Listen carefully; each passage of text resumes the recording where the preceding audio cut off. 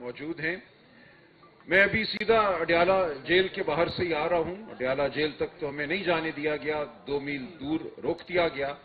آج عمران خان صاحب کے خلاف جو ایک مقدمہ 300 مقدمات میں سے ایک مقدمہ جو قائم ہے، اس میں ہمیں یہ بتایا گیا تھا کہ پروسیکیوشن کی طرف سے ریبٹل آرگومنٹس ہوں گے۔ آج یہ توقع نہیں تھی کہ کوئی فیصلہ سامنے آئے گا، تاہم ہوا یوں کہ جج صاحب ایک فیصلہ لکھ کر لائے اور عدالت میں آتے ہی انہوں نے وہ فیصلہ سنا دیا۔ اس وقت ہمارے لیڈ کاؤنسل سلمان صفدر صاحب بھی وہاں موجود نہیں تھے، عمران خان صاحب اور بشرا بی بی کو بھی روسٹرم پہ نہیں بلایا گیا اور ایک فیصلہ سنا کر وہ چل دیے۔ اب یہی صورتحال ہے جس سے ہم روز دوچار ہو رہے ہیں، جس سے پاکستان کا ہر شہری روز دوچار ہو رہا ہے۔ جیسا دوستوں نے کہا، پاکستان کا نظام آج ایک ڈھکوسلا بن چکا ہے۔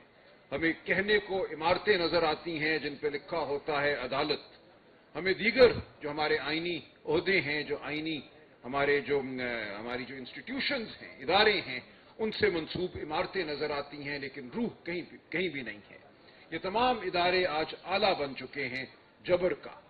ان تمام عمارتوں میں ہمیں نہ انصاف ملتا ہے، نہ ہمیں سوچ ملتی ہے جس کے ذریعے قانون سازی ہو، جو عوام دوست ہو، جو غریب پرور ہو۔ تو ہم ایک ایسے نقطے پہ کھڑے ہیں آج اپنی تاریخ کے، جہاں ہم پہلے بھی کھڑے رہے ہیں۔ یہ ٹھیک کہا کچھ دوستوں نے کہ پہلے بھی اس ملک میں جبر آیا ہے، پہلے بھی اس ملک میں جبر کے خلاف مزاحمت کی کوشش کی گئی ہے، لیکن ہم پھر مڑ کر وہیں آ کر کھڑے ہو جاتے ہیں چند سالوں کے بعد۔ کیا وجہ ہے کہ جبر کا جو ایک مستقل نظام ہے، ہم اس سے چھٹکارا نہیں پا رہے؟ ہمیں یہ سوچنا ہے، اور آج جہاں ہمارے اکٹھے ہونے کا مقصد بھی یہ ہے، کون سے وہ بنیادی اصول ہیں جن کے ساتھ ہم نے جڑنا ہے، ان کو ہم نے اپنا اوڑھنا بچھونا بنانا ہے، انہیں ہم نے اپنی زندگی کا مقصد بنانا ہے، صرف کسی عہدے کے حصول کا ذریعہ نہیں بنانا۔ ہم نے نعرے اس لیے نہیں لگانے کہ ہمیں خواہش ہے کہ ہماری باری آ جائے جبر ہمیں اپنی گود میں بٹھا لے۔ تو یہ بالکل ٹھیک سوالات کیے ہیں مطیع اللہ جان نے بھی، افضل بٹ صاحب نے بھی۔ ماضی کی لغزش جو ہے، ماضی کی ناکامی، اس بات کی دلیل نہیں ہے کہ ہمیں آج کچھ نہیں کرنا۔ ہم یہ نہیں کہہ سکتے کہ چونکہ ماضی میں ہم منزل نہیں پا سکے تھے، اس لیے آج بھی ہم کچھ نہیں کریں گے، ہم جبر کو موقع دیں گے کہ وہ مزید ظلم ڈھائے۔ تو ہمیں آج یہ فیصلہ کرنا ہے ہم سب کو، بطور شہری، بطور انسان، کہ ہم نے جبر کو اور ظلم کو سہنا ہے یا نہیں سہنا۔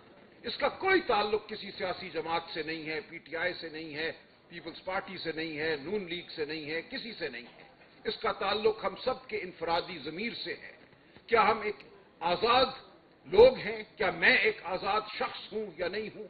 میرے پہ کیا ذمہ داری ہے اس لمحے؟ مجھے کیا کرنا ہے؟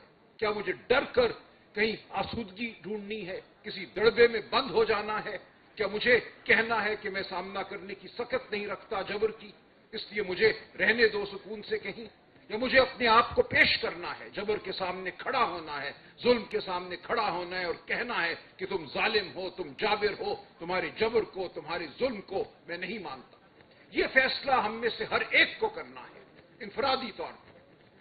اور جب یہ فیصلہ ہو جائے گا، جب آپ اور میں یہ فیصلہ کر لیں گے کہ ہم نے جبر کو نہیں سہنا، ہم نے ظلم کو ظلم کہنا ہے، تو پھر بات بہت آسان ہو جاتی ہے۔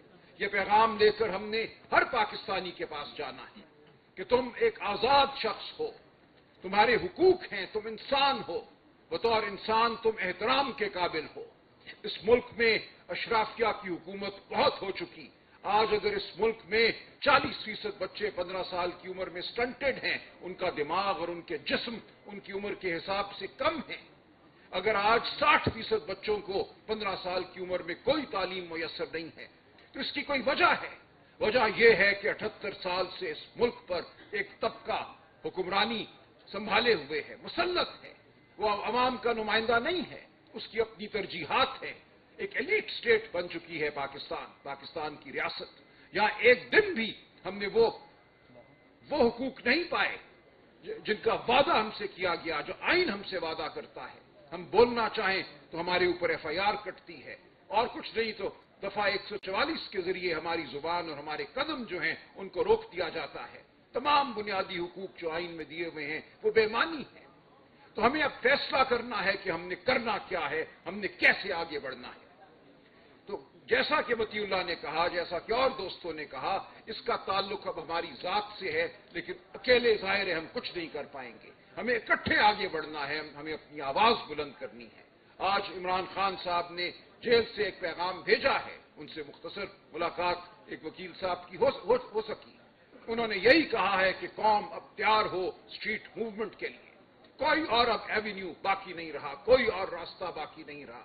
عدالت سے آپ کو کچھ نہیں ملنے والا، ہم عدالت ضرور جائیں گے، ہم ان کو فری ہینڈ نہیں دیں گے، ہم میدان خالی نہیں چھوڑیں گے، ہم عدالتوں میں اپنی اپیلیں، اپنی درخواستیں، اپنی پٹیشنیں ڈالتے رہیں گے، لیکن ہمیں کوئی توقع نہیں ہے انصاف کو، ہمیں کوئی توقع نہیں ہے کہ ہمیں وہ حقوق ملیں گے جن کا وعدہ آئین پاکستان نے ہم سے کیا ہے، شرافت نے ہم سے کیا ہے، ہمارے دین نے ہم سے کیا ہے۔ ہم آج ایک مکمل طور پہ محکوم قوم ہیں، اب ہمارے پاس اس کے سوا کوئی چارہ نہیں کہ ہم اپنی آواز بلند کریں۔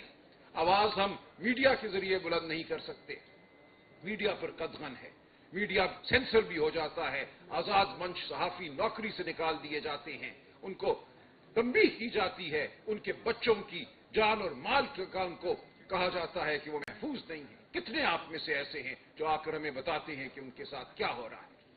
تو آج ہم سب نے بطور قوم اپنی آواز بلند کرنی ہے اور آگے بڑھنا ہے۔ ہم نے وہ حقوق چھیننے ہیں جو ہمارا حق ہے، بطور انسان ہمارا حق ہے، ہم نے غریب کو اس کا حق دینا ہے۔ اس ملک کے وسائل پر پہلا حق اس ملک کے لوگوں کا ہے، وہ بلوچستان کے ہوں، وہ خیبر پختونخوا کے ہوں، وہ سندھ کا حاری ہو، اس کا پانی ہو، وہ پنجاب کے ہوں، گلگت بلتستان اور آزاد کشمیر کے ہوں، ہر جگہ ہم وہی ناانصافی دیکھ رہے ہیں، جہاں غریب کو غریب تر کیا جا رہا ہے۔ جھوٹ ہے کہ پاکستان کی معیشت ترقی کر رہی ہے، تمام اعداد جو ہمارے سامنے آ رہے ہیں وہ یہ بتا رہے ہیں کہ لوگ پاکستان کو چھوڑ کر بھاگ رہے ہیں، صرف لوگ نہیں ان کا سرمایہ بھی بھاگ رہا ہے، اس ملک میں روزگار پیدا نہیں ہو رہی، یہ ملک بنیادی طور پر غلط سمت چل رہا ہے۔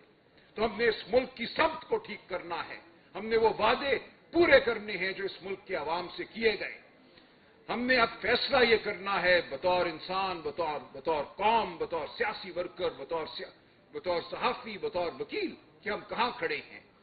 ہم اپنی ذات کی خاطر جبر سے کوئی فائدہ حاصل کرنا چاہتے ہیں، ہم عہدہ حاصل کرنا چاہتے ہیں، یا ہم اپنی ذات سے اٹھ کر ان اصولوں کی خاطر لڑنا چاہتے ہیں جو ابدی ہیں۔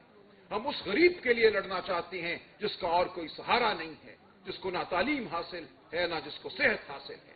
تو آج ہم اسی عزم کو دہرانے کے لیے یہاں اکٹھے ہوئے ہیں، یہ اعادہ کرنے کے لیے ہم اکٹھے ہوئے ہیں کہ ہم اپنی آواز بلند کریں گے بنیادی حقوق کے لیے۔